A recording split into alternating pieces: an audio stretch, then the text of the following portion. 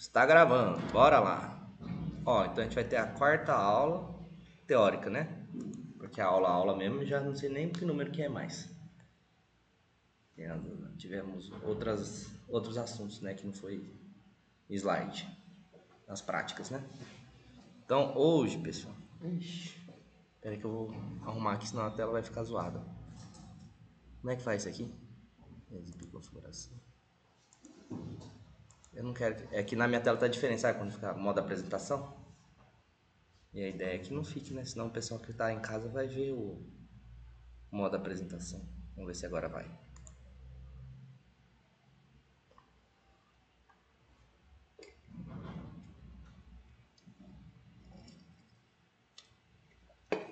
Pera, algum botão aqui deve sair do modo apresentação.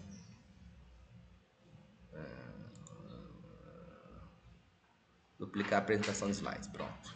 É isso aqui, ó. Isso é meio lento, né? Pra fazer essa transição. Beleza. Então bora lá. Ó, então a gente vai ver o próximo equipamento, né? A gente já viu a mistura lenta, que foi na calha partial. Já vimos a mistura rápida no floculador, seja ele mecânico ou hidráulico, né? E agora a gente vai ver a última etapa do processo de coagulação floculação, que é a decantação, né?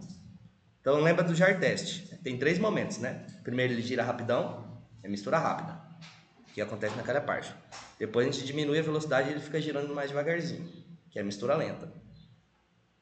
E depois a gente desliga, né? E deixa decantar. Então a terceira fase lá do jar test vai acontecer nesse equipamento aqui, ó, nesse tanque, que é o decantador.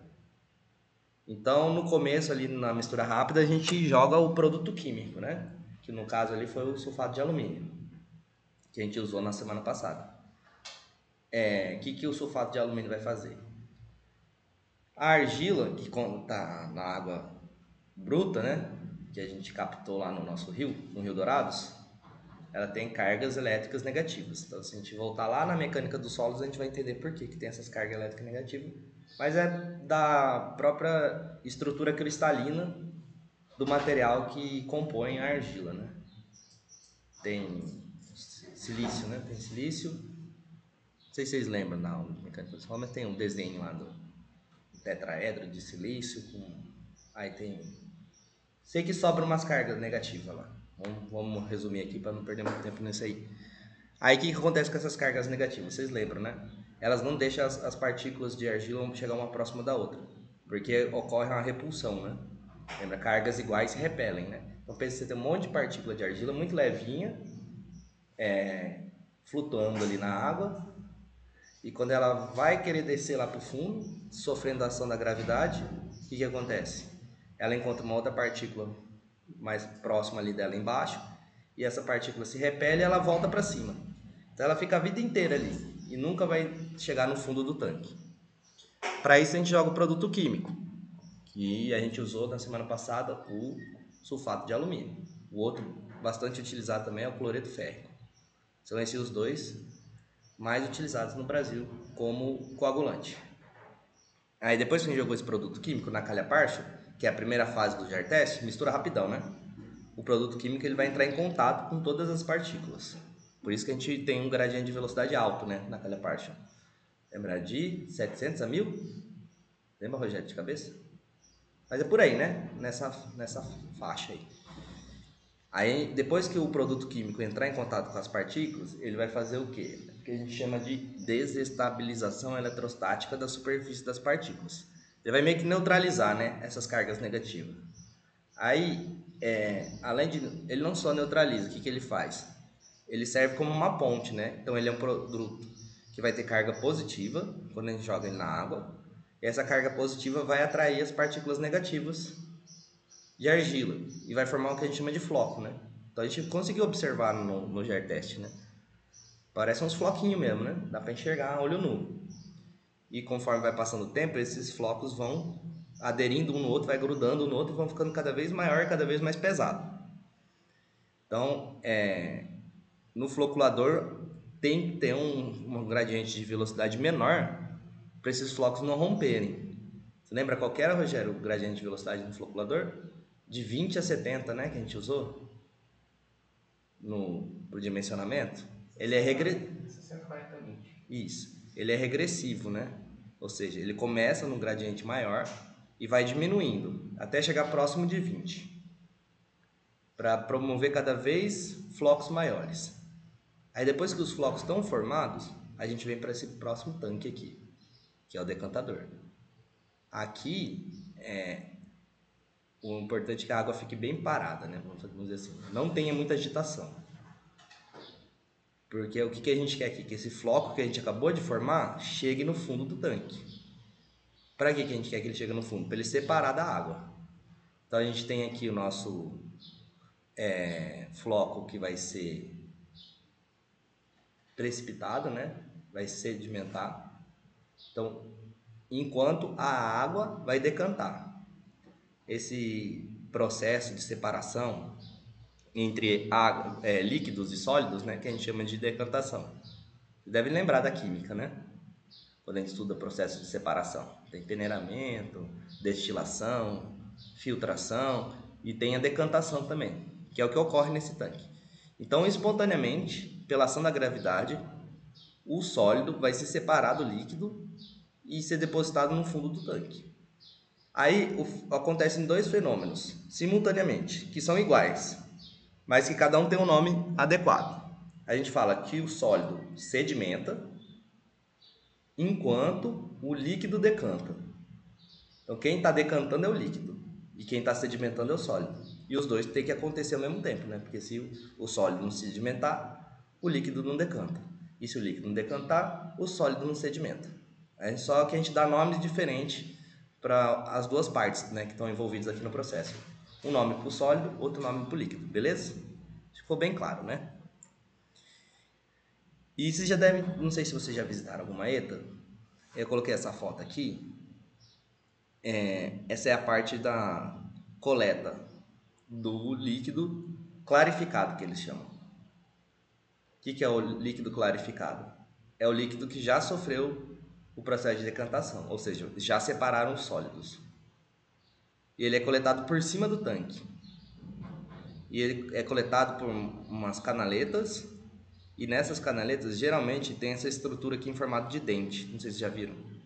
Esses dentinhos aqui. Então a gente vai entender por que tem esses dentinhos. E também vai entrar no nosso dimensionamento, né? Porque tem que dimensionar o tanque e a estrutura de coleta do líquido clarificado, que a gente chama também de sobrenadante, que é o líquido que ficou lá, não foi para o fundo, né? O que não foi para o fundo do tanque a gente chama de sobrenadante. Ele fica nadando por cima, né? Mais ou menos essa é a ideia. Então vamos lá. Então aqui eu acabei de explicar, né, o que significa decantar. Ó, separar por gravidade impurezas sólidas que se contenham em um líquido. Limpar, livrar, purificar. Isso aqui é a definição do dicionário, né? Se a gente for lá no dicionário ver o que significa decantar, vai estar esses termos. Ó, portanto, a água decantada é aquela que se purificou através de separação, por gravidade das partículas sólidas trazidas consigo. Então, as partículas sólidas que estavam misturadas, né, ou suspensas nessa água, a partir do momento que elas sofrem a ação da gravidade e vão para o fundo do tanque, a gente fala que esse líquido decantou. Ó, tais partículas sólidas separam-se por ação da gravidade, sedimentam-se no interior da água. Então, ó, aqui é só para a gente deixar claro, né? O sedimento significa substância depositada pela ação da gravidade na água ou ar. Então, o sedimento pode estar na água, mas também pode estar, segundo o dicionário, aqui no ar. Então, sedimentar significa formar sedimento. Você lembra, né? Sedimento, o que é, né? Tem até um tipo de solo, que é solo sedimentar, né? Aquele solo que vai depositando sedimento ali ao longo dos anos e aquilo ali sofre a ação de forças da gravidade e outras e formam, é possível formar até rocha, né? Esse sedimento pode voltar a virar uma rocha, se a gente tiver paciência para esperar o tempo necessário, né? Ó, os flocos separam-se da água porque sedimentam-se. A água isenta desses flocos é chamada água decantada. Então, a água aqui, água decantada ou água clarificada. Ó, portanto, o floco não decanta, mas sedimenta-se. Quem decanta é a água. Beleza, né? Isso aqui acho que ficou bem claro. Então vamos lá, para os decantadores. Então o que são decantadores? São dispositivos, né, equipamentos, tanques, construídos com a finalidade de acontecer a sedimentação. Ó, separação de sólidos por sedimentação. É isso que funciona. Qual que é o objetivo? Reduzir a carga de sólidos, né? É o principal objetivo. E não só isso, né? Não é só reduzir a quantidade de sólidos presente na água, mas estender o intervalo de lavagem dos filtros. Na maioria das ETAs aqui no Brasil, a gente tem um tipo de filtro que a gente chama de filtragem rápida. A gente vai poder ver isso lá no dia que a gente for na ETA. Qual que é a vantagem da filtragem rápida? Ela ocupa muito pouco espaço, né? Em comparação à filtragem lenta. Então, para a cidade grande, municípios maiores, é sempre o indicado, né? Porque o terreno é caro. E para construir um filtro lento também é mais caro. O filtro rápido ele é mais barato e ocupa menos espaço. Só que qual que é a desvantagem? Ele entope muito rápido também, né? É que ele entope, ele satura, que a gente diz. Significa o quê? Que todos os vazios, né? Que o filtro, não sei se vocês sabem, ele é feito por um material particulado, né? São partículas adensadas ali no... Eu vou ter que desligar isso, fechar o WhatsApp aqui, senão não vai parar de apitar. Partículas... Aqui. Por exemplo, são partículas de areia, de pedra. Você vai montando. Depois a gente, quando ver a aula do filtro, que é a próxima, a gente vai falar mais detalhes sobre o filtro.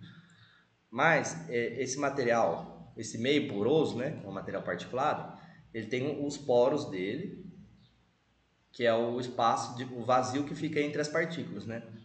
E esse filtro rápido, logo ele é todo preenchido, esses poros, pelas impurezas que tem na água.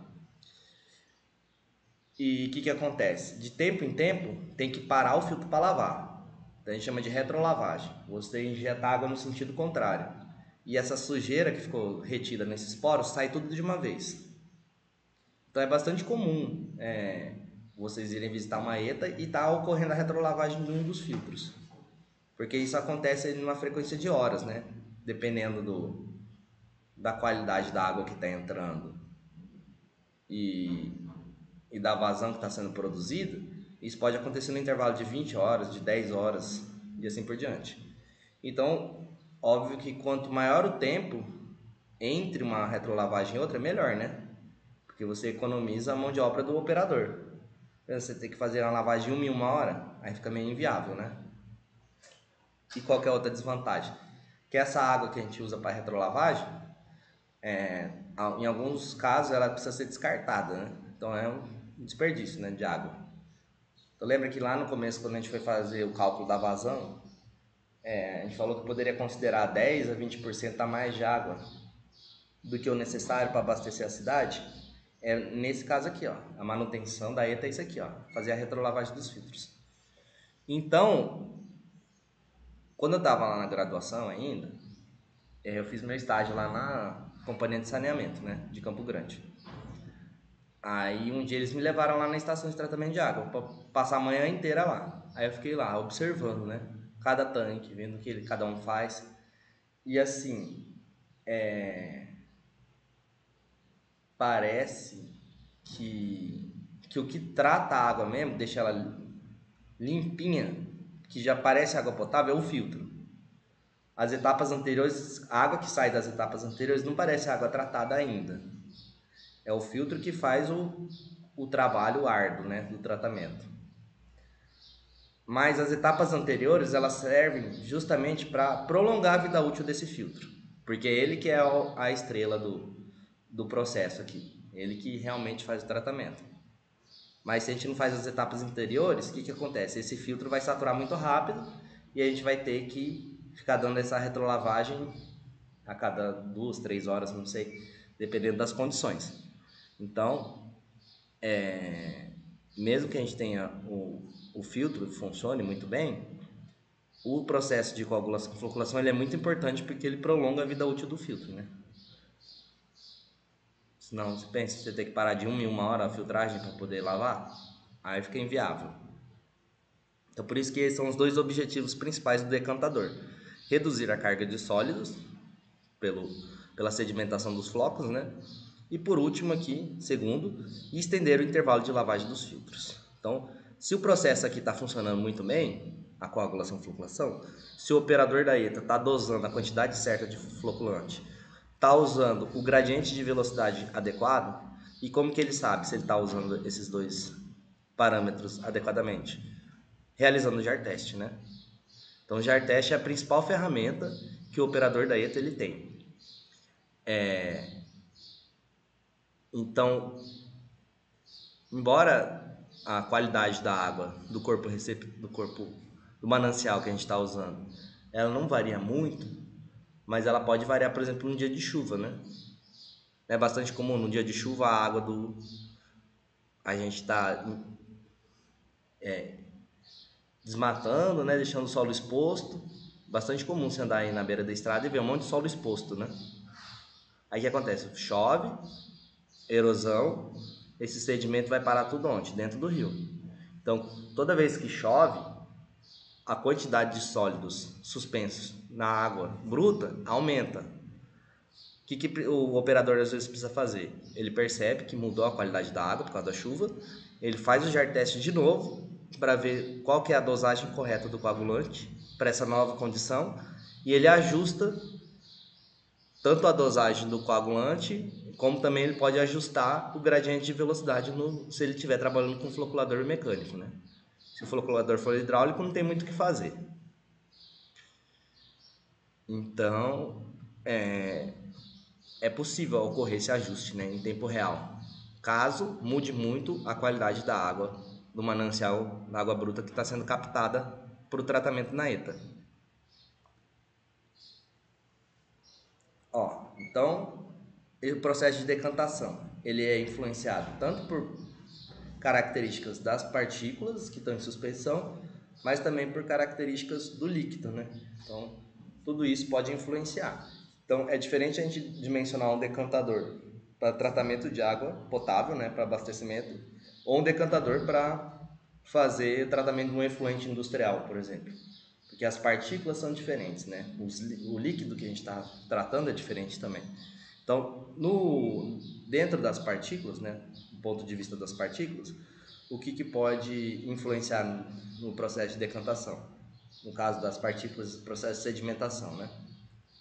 A densidade das partículas é muito importante, porque é um processo que ele depende da gravidade, né? Então, é o campo gravitacional da Terra que atrai essas partículas para o fundo do recipiente.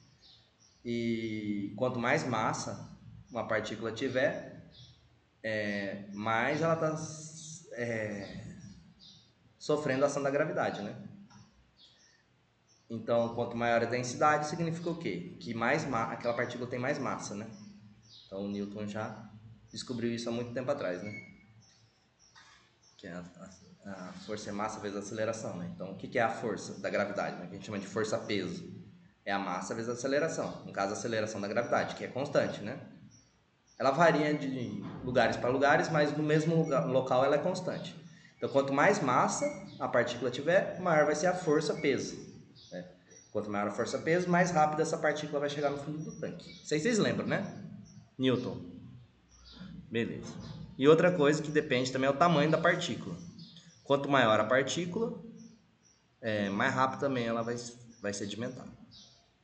Então, isso aí que é o que a gente tem que observar do ponto de vista das partículas. Do ponto de vista do líquido, a velocidade do escoamento, né, que seria o gradiente de velocidade. Se tiver um gradiente muito alto aqui, muito elevado, é lógico que um gradiente pequeno vai acabar ocorrendo, né, porque a gente tem a água, ela precisa passar pelo tanque, né? Se ela ficar parada no tanque, é o ideal. Só que se ela ficar parada, a gente não trata a água, né? Porque você vai ter aquela água parada no tanque e o tratamento para. Então ela tem um pequeno escoamento, tem uma velocidade que atravessa o tanque, né? no sentido longitudinal. Então ela entra por um ponto A e sai pelo ponto B, né? A água. Essa velocidade é pequenininha, mas existe um escoamento ali para a água poder renovar, né? Entrar água nova e sair a água tratada.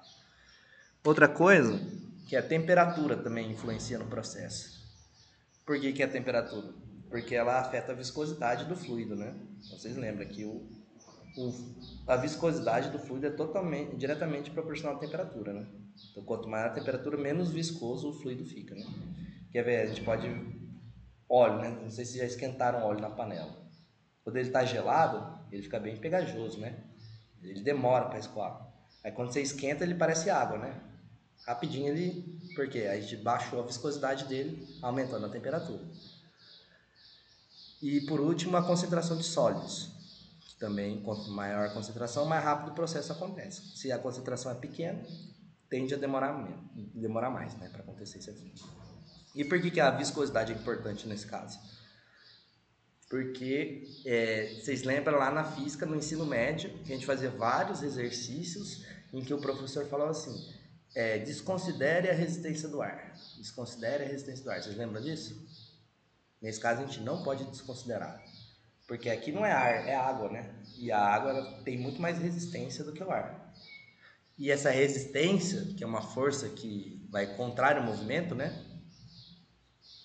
Nesse caso aqui, a gente chamava de resistência do ar, mas tem um termo técnico mais adequado, que é arraste aerodinâmico, que é uma força de resistência gerada, que é contrária ao movimento de algum objeto que se move dentro de um fluido, né? Esse fluido pode ser o ar, mas no nosso caso aqui é a água. Então, quem estuda muito esse arraste aerodinâmico é o pessoal da engenharia aeronáutica, né? O avião nem sai do chão se o pessoal não saber calcular exatamente qual que é o arrasto que ele vai estar sendo gerado ali na asa e no resto da fuselagem do avião. Então é bastante conhecido essa força, né, pelos engenheiros aeronáuticos. Então, eles estudaram lá extensivamente e entendem exatamente como funciona. Né? A gente precisou aprender como que essa força ela acontece para a gente poder voar, né? E a gente acaba usando aqui no nosso tratamento de água também. Aproveitar o conhecimento que eles produziram lá para inventar o avião, a gente acaba usando aqui para tratar a nossa água, que é a mesma força, né? Então, quanto maior a viscosidade do fluido, maior vai ser a força de arraste também, maior a força de resistência. Então, no frio, é mais difícil você tratar a água. No calor, a viscosidade diminui e as partículas sedimentam mais facilmente. Então, às vezes, poucos graus aqui, uma diferença de... Às vezes, aqui em Dourados tem, né? Na hora do almoço tá 40 graus. Aí chega à noite tá 10 graus. Já aconteceu, né? Pegar assim um tempo doido desse. 30 graus de diferença. Afeta a viscosidade e já muda a lógica aqui do nosso processo. Vamos embora adiante. Resultado esperado, né? Da água antes e depois de passar pelo decantador. Espera uma remoção de 80 a 90% da turbidez. Então vamos supor que a água está entrando com turbidez de 50. E que a gente espera? Que ela saia ali entre 10 e 5, né? Que é 80 a 90% de redução ou remoção. Não dá para remover 100%, igual eu falei, né? Quem remove o 100% da turbidez é o filtro. Ele que deixa a turbidez próximo de zero mesmo. Mas boa parte dela já fica ali pelo decantador. Por isso que eu falei, né? Que a minha impressão é que antes de chegar no filtro a água não está tratada. Depois que ela passa pelo filtro a gente tem uma água tratada. Assim. Questão visual, né? E também, por consequência, a gente está removendo partículas suspensas na água. A gente acaba removendo tudo que está ali misturado com essas partículas. Por exemplo, bactérias, né? Então, coliforme vocês conhecem, né? É uma bactéria comum no trato digestivo de animais de sangue quente, que a gente usa, ela não faz mal para a saúde, mas ela é um indicador de que naquela água possivelmente pode ter fezes, né? Ou humana ou de animais de sangue quente. E ninguém quer beber cocô, né? Então, por isso é um indicador que a gente sempre, quando está trabalhando com água tratada, a gente observa. Aí, o que acontece? Essas bactérias, elas não estão ali nadando na água, mas boa parte delas estão aderidas na superfície dessas partículas de argila ou de outras partículas de solo presente na água. Então, quando a gente remove o sólido da água, a gente acaba removendo junto até essas bactérias. Então, a gente espera que o decantador também promova uma remoção de até 80% nos coliformes. Então, só com o processo gravitacional, né, processo físico de separação, a gente consegue remover coliforme. Interessante, né? Bom. Professor, e quantos por cento que tem de remoção de coliformes? Não, para água potável tem que remover tudo. Tudo? Aham. 100%? Não só remover tudo, como o que a gente remove depois é com a desinfecção, que a gente chama, né? Que a gente usa um oxidante, qualquer um tipo de produto químico que tenha um potencial de oxirredução muito alto, né? Na verdade é eletronegatividade, que é o pessoal ali da direita para cima da tabela periódica, né? O que a gente usa no Brasil muito é o cloro, né? Vocês devem ter visto. Semana passada a gente viu o rapaz ali, ó, da empresa que cuida da nossa água aqui da UEMS. Vocês lembram disso? Ele estava fazendo o quê? Ele estava ajustando o dosador de cloro, porque a gente capta a água do poço e a gente não pode, segundo a legislação, a gente não pode beber direto a água do poço. Precisa botar o cloro na água. Por que a gente põe o cloro? Porque se tiver coliforme na água do poço, provavelmente vai dar dor de barriga nas pessoas. Antigamente era comum as pessoas morrerem de dor de barriga. O Rogério vai lembrar, nos anos 80, no final dos anos 80, a gente teve uma epidemia de cólera no Brasil. Então tinha um monte de criança que não suportava. A taxa de mortalidade infantil era super alta aqui no Brasil. Por quê? A gente não tinha acesso à água potável. Então, antigamente tinha campanha na televisão pedindo para as pessoas ferverem a água antes de beber. Porque quando você ferve a água, você também desinfecta ela, você mata as bactérias. Então, estava ocorrendo essa epidemia de cólera, então tinha campanhas, ó, não bebe água sem ferver. Hoje em dia a gente não precisa mais, né? Porque melhorou muito o acesso à água potável no Brasil. Então, qualquer lugar que você vai tem a água que foi tratada, né? Antes não, o pessoal captava a água do rio e bebia e a criançada morria mesmo. Porque um adulto, você pega uma dor de barriga forte, você já fica meio baqueado, né? Às vezes não consegue nem sair de casa. Imagina uma criança recém-nascida, desnutrida. Pega uma dor de barriga dessa, a criança morre. Então, mudou bastante, né? Melhorou bastante a nossa situação quanto ao saneamento, né? O acesso à água tratada. Aí, tá falando sobre o cloro, né? Então, na verdade, não precisa ser exatamente o cloro. Você precisa, por exemplo, ferver a água é um dos meios, né? Só que por que a gente não ferve a água da ETA? É muita água, né? Imagina um tanto de litros e litros e litros de diesel que precisa ser queimado para ferver. Ou diesel, ou etanol, ou biogás, né? GNV. Então é inviável, né? É muito caro para ferver essa água da ETA. Fora que ia ficar um calorão também, né? O planeta já está aquecendo, imagina dizer que tem que aquecer toda a água da ETA. Aí nesse caso a gente usa o cloro, que é mais econômico. Então a gente parou de morrer de dor de barriga. Mas por outro lado, o cloro também é prejudicial para a saúde, né? Todo mundo aí fala assim, um alimento tal ele é antioxidante. Vocês já viram isso? Eu vou comprar uma cápsula antioxidante para tomar.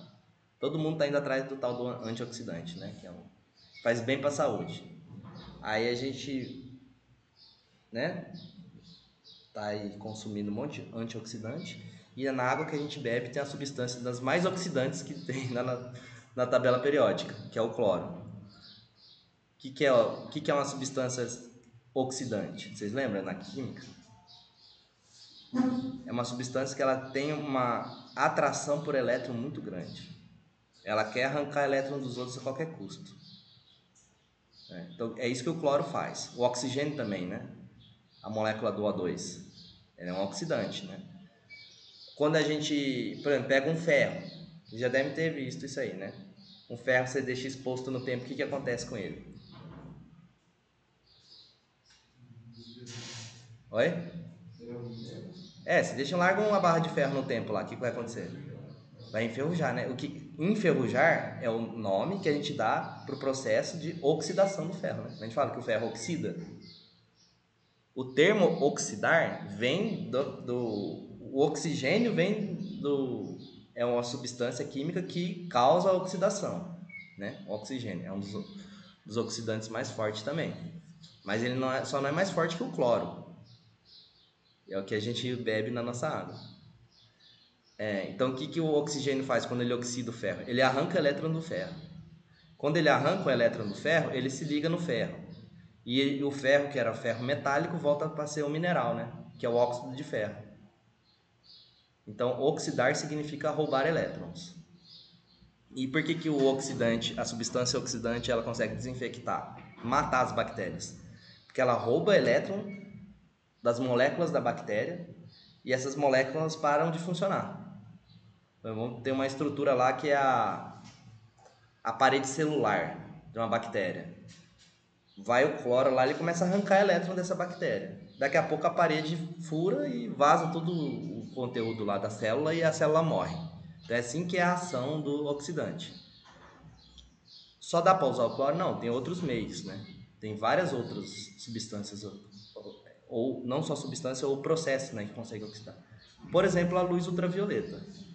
A luz ultravioleta também é um oxidante. Mas nesse caso, o cloro é usado por causa do custo. Por causa do custo. E não só por causa do custo. Por exemplo, existem países que usam a luz UV, né?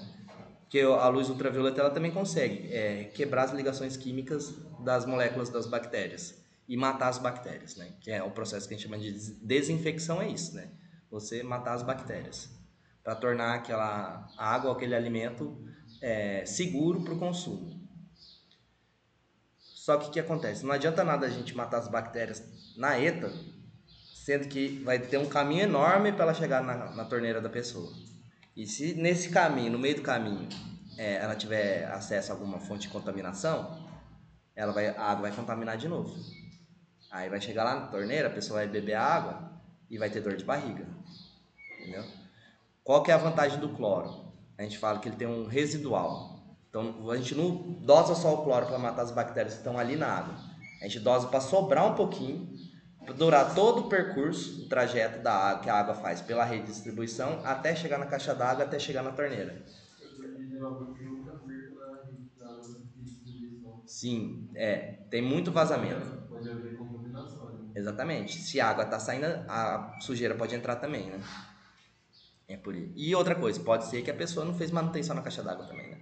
Que a caixa d'água não é uma de responsabilidade da concessionária, né? Exatamente, só até o hidrômetro, né? O cavalete que eles chamam. Então pode ser que, mesmo que a empresa de saneamento tome todo o cuidado do mundo, pode ser que quando chega na caixa d'água vai ser contaminado. E mesmo que tenha sujeira na caixa d'água, tem um restinho de cloro sobrando ali para poder matar as bactérias que estão lá na caixa d'água que a pessoa não lava a cada 6 meses. Porque o certo, a indicado é lavar a cada 6 meses, né? Então, por isso que a gente escolheu o cloro no Brasil. Porque é certeza que ninguém vai ter dor de barriga. Dor de barriga que eu falo, pegar uma bactéria e morrer cagando mole. Que é o que acontecia no comecinho dos anos 90, final dos anos 80. Eu lembro até hoje de ver na televisão a propaganda, a campanha contra a cólera, ferver a água, não pode tomar água sem ferver. E hoje a gente nem imagina que isso aconteceu, né, no Brasil. Mas beleza. Então por isso que a gente usa o cloro. Mas o cloro também não é o mais adequado. Tanto que a gente se preocupa muito para remover o cloro depois da água, né? Usa um monte de filtro em casa, aqueles filtros que põe na pia. É para remover o excesso de cloro, porque o cloro também faz mal pra gente. Se ele mata a bactéria, né, o que ele não faz no nosso estômago? Só que aí a gente escolhe, né? A gente quer uma doença que pode matar a gente hoje ou quer uma doença que pode matar a gente daqui a 30 anos? Aí põe na balança e vê o que é melhor, né? Porque os antioxidantes que a gente toma, né? Os alimentos ou suplementos de antioxidante que vende pra caramba aí, por exemplo, para prevenir câncer, né? Porque se a nossa molécula do DNA é danificada, você pode gerar ali uma célula com uma informação genética distorcida, né? E às vezes essa célula ela pode se multiplicar muito rápido, e é o que a gente conhece como câncer, né? Quando você tem uma célula que teve o seu DNA modificado e ela não sabe a hora de parar. Ela se multiplica e o negócio vai crescendo, vai crescendo. Então, por isso que a gente consome antioxidante, né? Para prevenir o câncer. Só que a gente toma na água uma substância que é oxidante, é um contrassenso, né? Mas é melhor do que morrer de dor de barriga hoje, né? Então, mas não tem muito o que fazer. Mas a luz UV poderia resolver esse problema, né? Porque a luz UV, ela não tem esse... como é que eu falei? Que residual. Ela não deixa residual, né? Só que qual que é o problema? Nada impede também que vai contaminar depois. Então, o certo é você ter a desinfecção por ultravioleta próximo do consumo, seria na casa da pessoa, e não lá na ETA, porque ela pode se contaminar de novo. Mas o luz do V é um dos exemplos, né? Existem outros, vários outros. Tem água oxigenada, que também faz o H2O2, né? A água oxigenada também. Na verdade, aí, esses são oxidantes avançados que eles chamam, né? Que é mais forte que o cloro, só que não deixa residual. Existem vários tipos de tratamento baseado nesses oxidantes avançados, que a luz ultravioleta é um deles. Na verdade, não é a luz ultravioleta que faz a desinfecção. A luz ultravioleta ela produz uma substância que a gente chama de radical. Vocês já viram? Radical hidroxila que chama. É OH. OH vocês lembram, né? Da base, né? OH menos. Só que esse não é OH menos, é OH ponto. Tem um pontinho lá em cima. Vocês já viram isso na química? Chamam radical hidroxila. Esse é o oxidante mais forte que a gente tem no universo, talvez. Não sei se tem um mais forte que ele. Mas aqui até na parte que a gente estuda da química aqui para o tratamento de água, ele é o mais forte de todos. Mais forte que o cloro, inclusive. Ele é tão forte que você não consegue nem armazenar ele, porque ele ia reagir com o frasco que ele está armazenado. Então, se você não consegue armazenar, como que a gente vai usar ele? Na verdade, a gente tem que produzir ele na hora ali, em tempo real. Então, tem várias formas de você produzir esse radical hidroxila, que eu falei, né? Água oxigenada, luz ultravioleta, tem um processo que usa o ferro e a radiação UV também, um processo chamado fotofêton, mas tem vários, né? Várias formas de gerar esse radical hidroxila, e ele é bom para desinfecção, é o melhor que tem, só que é difícil, né? Como você não consegue armazenar ele, aí você tem que gerar no momento, e para gerar consome energia, né? Daria para usar o UV do sol, né? Que o sol ele emite radiação ultravioleta. Só que boa parte dessa radiação ela fica barrada na camada de ozônio, né? Que é outra coisa que o pessoal nem conhece mais também, né? O buraco da camada de ozônio. Quem viveu ali no começo dos anos 90 vai lembrar também, né? Tinha campanhas de produtos que a gente deveria deixar de usar porque estava causando mal para a camada de ozônio, que é o nosso antigo aquecimento global, né? Era o buraco da camada de ozônio. Tinha algumas... Se continuasse com o mesmo comportamento que a gente tinha, né? Usando os mesmos produtos, que era para refrigeradores, né? Geladeira, freezer, ar-condicionado, é um gás que usava antes. E também para produtos de spray, né? Desodorante, tinta. A substância que usava nesses... tanto na refrigeração quanto em spray, é o que estava, segundo estudos, é o que estava gerando o buraco na camada de ozônio. E é o nosso filtro de radiação UV, né? Então, se o UV do sol chegar direto aqui, todo mundo vai ter câncer de pele. Então, graças à camada de ozônio, a gente não tem tanto problema com a radiação UV. Só que também por conta disso, a gente não tem UV suficiente para fazer desinfecção só com a luz do sol. Existem os processos, igual eu falei, que usam o ferro, que é o fotofêton, que ele consegue aproveitar melhor a radiação do sol para gerar o radical hidroxila. Mas ainda é complicado, né? Tem muito estudo sendo feito. Lá onde eu fiz o meu doutorado, tinha um colega que ele estava estudando justamente isso. Como usar a radiação do sol para otimizar ela para usar para fazer desinfecção. Então, bora lá. Decantação versus sedimentação. Partículas discretas. Aqui a gente tem dois tipos, né, de modelo. Porque quando a gente vai estudar um processo, a gente geralmente cria um modelo matemático que descreve o comportamento físico daquele fenômeno ou processo e tenta otimizar ele, né? Você encontra qualquer fórmula e olhando para a fórmula eu consigo assim, ó, ele vai ter o máximo desempenho se eu pegar essa variável, ajustar para cá, essa ajustar para cá, essa ajustar para lá. Na engenharia é tudo isso que a gente faz, né? Cada fórmula que a gente estuda aqui na engenharia, na verdade é o quê? É um cientista que desenvolveu um modelo matemático para explicar, que explica o comportamento físico daquele processo, né? Então, todas as fórmulas da física são isso. Todas as fórmulas que a gente vê aqui no, sei lá, operações unitárias, fenômenos de transportes, são modelos matemáticos, né? As fórmulas. A gente chama de fórmula, mas no princípio ali, né, é um modelo matemático. Então, existem dois modelos matemáticos que descrevem aqui o processo de sedimentação e decantação. Um que considera as partículas como discretas e outro que considera as partículas como floculentas. E para dimensionar o nosso decantador, a gente vai pegar um desses dois modelos, né? Vocês vão escolher um desses dois modelos. Ó, então, o que considera as partículas como discretas? Ó, partícula que durante a sedimentação não altera tamanho, forma e peso.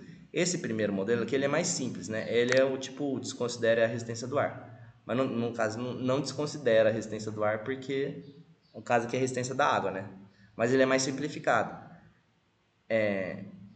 Acontece que conforme a partícula ela vai descendo no fluido, né, pela gravidade, às vezes ela pode se aderir em uma outra partícula. Só que aí ficaria muito difícil para a gente prever isso, né? Quantas partículas vão aumentar de massa, vão aumentar o tamanho? Aí o que acontece? Ele é um modelo mais simplificado. Ele é muito utilizado para dimensionar desarenador. Não sei se vocês conhecem desarenador. É um equipamento que ele é usado no tratamento de esgoto, né? Ele é bem parecido com um decantador, é o mesmo fenômeno, né? Se separa, sedimenta partículas por gravidade, só que o desarenador, como o nome já diz, né? São partículas maiores, né? Partículas de areia.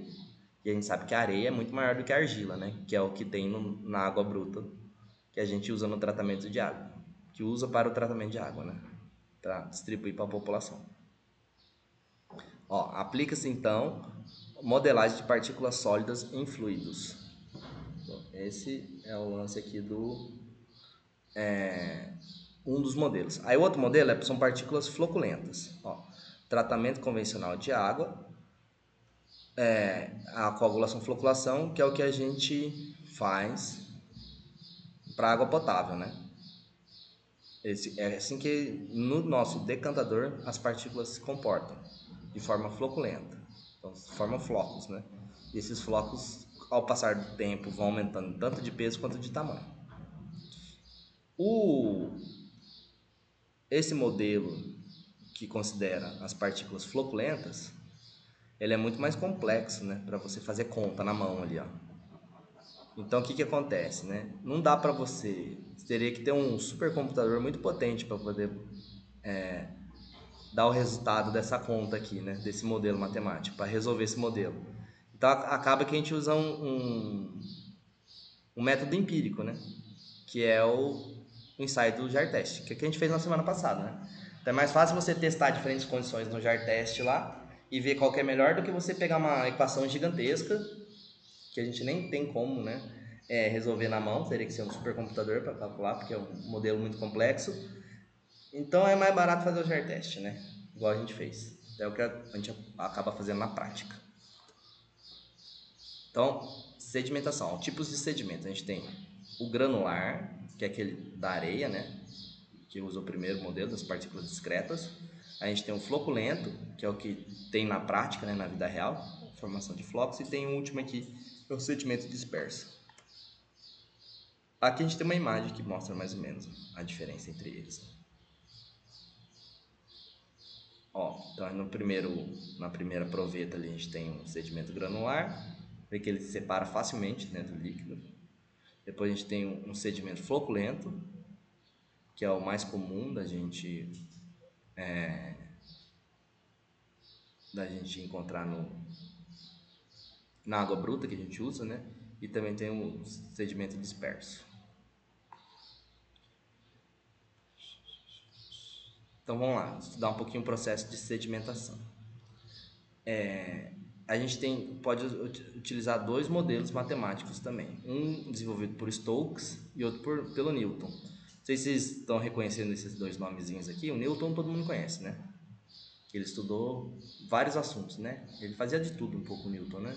Acho que ele não tinha televisão, com certeza não tinha sido inventado ainda. E nem celular, né? Pra ficar o dia inteiro no WhatsApp, vendo só, passando vídeo assim do TikTok, né? É o que a gente faz hoje, né? Fica o dia inteiro no TikTok assim, ó, passando vídeo. O Newton não tinha TikTok. Então ele estudou vários assuntos. Um deles é a viscosidade, né? Que é essa força que um fluido faz ao escoar, né? É a força que ele se liga à parede, né, do canal que ele está escoando e gera uma força contrária, que é o que a gente chama de viscosidade. E outro rapaz que também não tinha TikTok é o Stokes, que também estudou a viscosidade, né? Então, tanto que uma das unidades que a gente usa para quantificar a viscosidade é o próprio nome dele, né? Stokes. Provavelmente deve ter sido um inglês, né? Porque no começo ali, na motor a vapor, né? O motor a vapor ele precisava ser lubrificado para não ter desgaste excessivo, né? E foi na época que o estudo da viscosidade avançou bastante. Ele precisava achar substâncias viscosas o suficiente para poder lubrificar os novos motores que estavam sendo desenvolvidos. Então a gente tem o modelo de Stokes para velocidade máxima e também tem o modelo do Newton. Então, dependendo da condição de escoamento, a gente usa um ou usa o outro. A lei de Stokes ela é válida quando o número de Reynolds... Reynolds, vocês lembram, né? O que é o Reynolds? Que dá regime laminar ou turbulento, né? Que separa. Então, para Reynolds menor ou igual a 0,1, o fluido se comporta, né, como o modelo desenvolvido por Stokes. Já se a Reynolds maior que 1000, aí a gente usa o modelo de Newton. Pessoal, vocês querem fazer um intervalinho? Acho que senão o vídeo vai ficar muito grande. Eu vou pausar ele aqui. Na verdade, eu vou encerrar.